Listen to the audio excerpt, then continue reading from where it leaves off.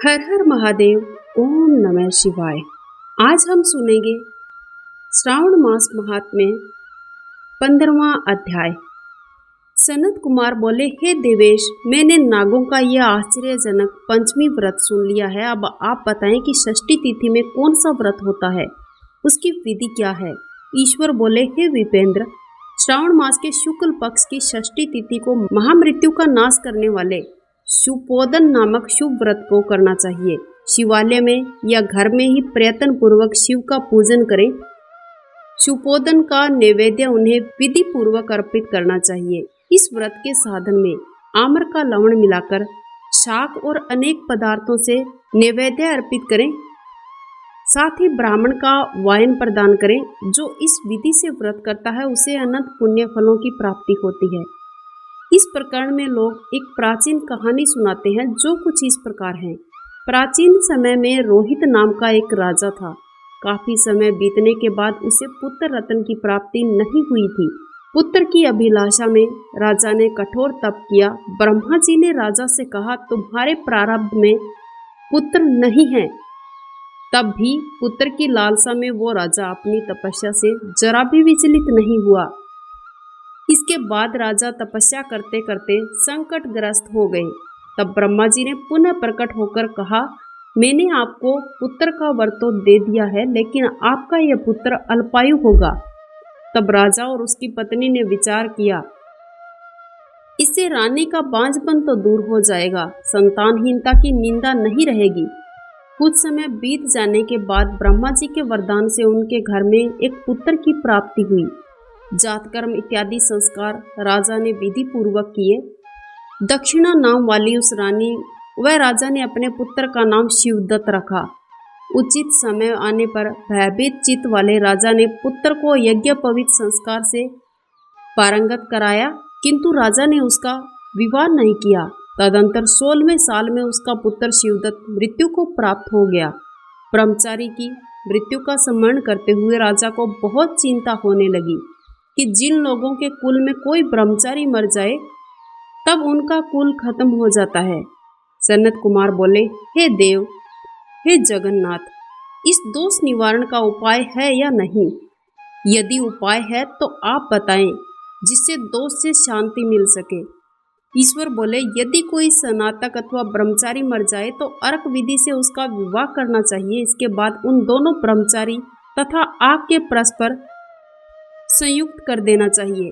अब अर्क विवाह की विधि कहते हैं, मृतक का गोत्र नाम लेकर देश काल का उच्चारण करके कर्ता कहे कि मैं मृत ब्रह्मचारी के दोष निवारण हेतु वैसर्गिक व्रत करता हूँ। सर्वप्रथम सुवर्ण से अभ्युदिक करके अग्नि स्थापन कर होम करना चाहिए। इसके बाद व्रत अनुष्ठान के उत्तम फल के निमित्त व्रतपति अग्नि के संपादनार्थ विश्व देवों के लिए घृत की आहुति डालें। उसके बाद स्विष्टकृत होम करके अवशिष्ट होम संपन्न करें। पुनः देश काल का उच्चारण करके इस प्रकार बोले, मैं अर्क विवाह करूंगा।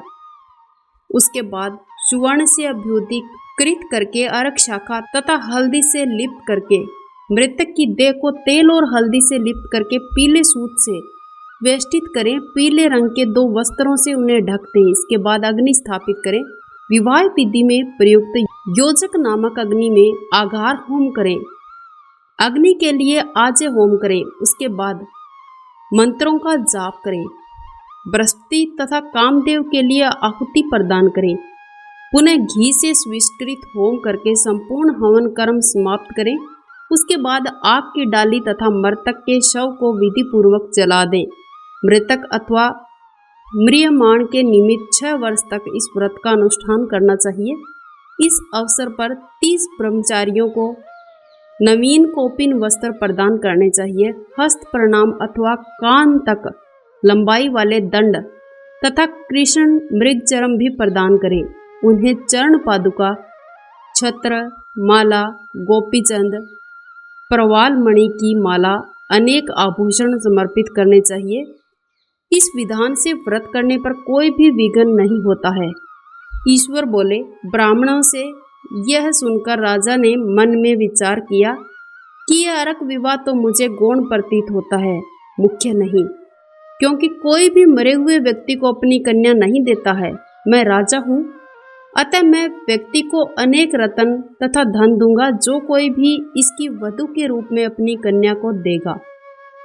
उस नगर में एक ब्राह्मण रहता था।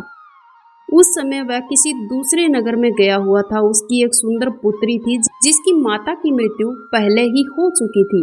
ब्राह्मण की दूसरी पत्नी थी जो ब्राह्मण की पुत्री के प्रति बहुत तुच्छ विचार रखती थी, दुष्ट मन वाली।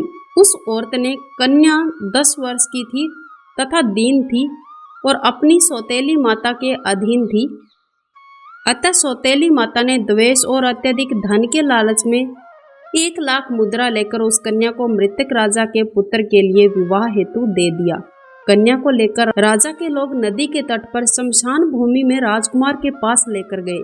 शव के साथ उसका विवाह करा दिया। इसके बाद विधान पूर्वक शव के साथ कन्या का योग करके जब वे जलाने की तैयारी करने लगे तब उस कन्या ने पूछा, हे सज्जनों, आप लोग ये क्या कर रहे हैं?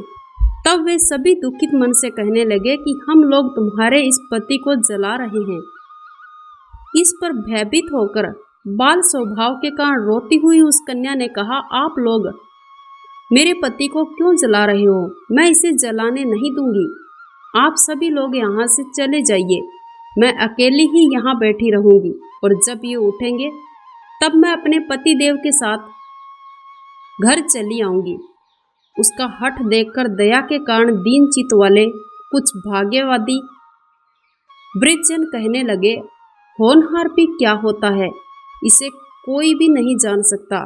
दीनों की रक्षा करने वाले कृपालु भगवान न जाने क्या क्या करेंगे। सौत की पुत्री का भाव रखने के कारण सौतेली माता ने इस कन्या को बेचा है। अतः संभव है कि भगवान इसके रक्षक अवश्य ही हो जाएंगे। अतः हम लोग इस कन्या को और शव को नहीं जला सकते हैं, इसलिए सभी को अच्छा लगे तो हम लोगों को यहाँ से चले जाना चाहिए। परस्पर ऐसा निश्चय करके वे सब लोग अपने नगर की ओर चल पड़े। बाल स्वभाव के कारण यह सब क्या है इसे न जानती हुई भय से व्याकुल कन्या एकमात्र शिव और पार्वती का स्मरण करती रही।